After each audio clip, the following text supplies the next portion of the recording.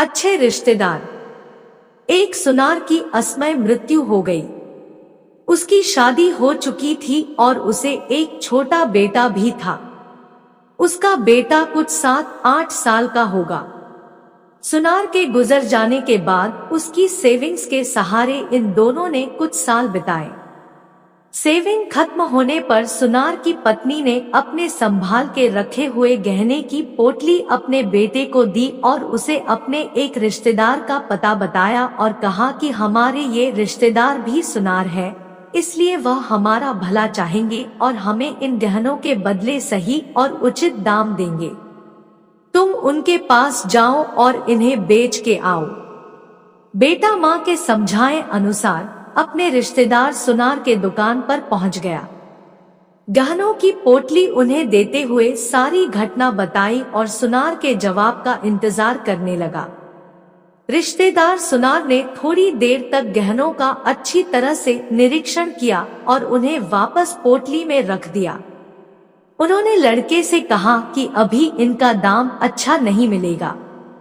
एक काम करो, इन्हें तुम वापस घर पर अपनी माँ को दे आओ और जब इनका सही दाम होगा तब मैं इन्हें बिकवा दूंगा। रही तुम्हारे खर्चे की बात तो तुम मेरे यहाँ पर मदद करने आ जाओ, तुम्हारे पढ़ाई का और घर का खर्चा मैं संभाल लूंगा।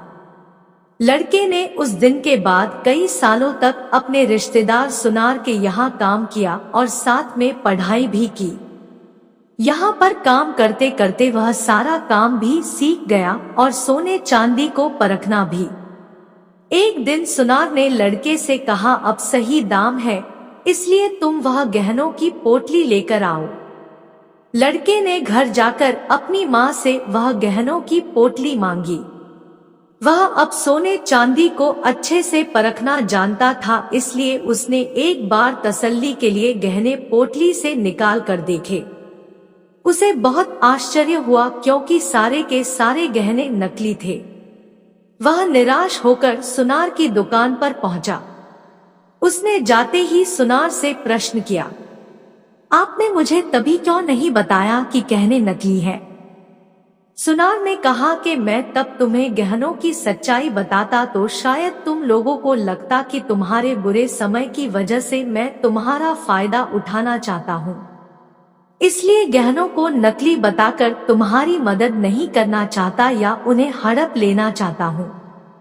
इसलिए मैंने तुम्हारी मदद की और सही समय आने का इंतजार किया कि तुम्हें सारी सच्चाई बता सकूं। लड़के की आंखों में अपने रिश्तेदार सुनार के लिए कृतज्ञता के आंसू थे।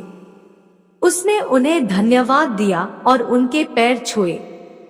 दोस्तों, हम में से कई लोग कहते हैं कि रिश्तेदार मतलबी होते हैं या रिश्तेदार हमारे काम कभी नहीं आते। माना कि सभी रिश्तेदार इस सुनार की तरह नहीं होते, लेकिन सभी रिश्तेदार मतलबी भी नहीं होते। हम अपने रिश्तेदारों के लिए खुद अच्छे रिश्तेदार बनेंगे, तभी तो हमें दूसरों से भी अच्छाई मिलेगी। कहानी अच्छी लगी हो तो वीडियो को लाइक और शेयर करें।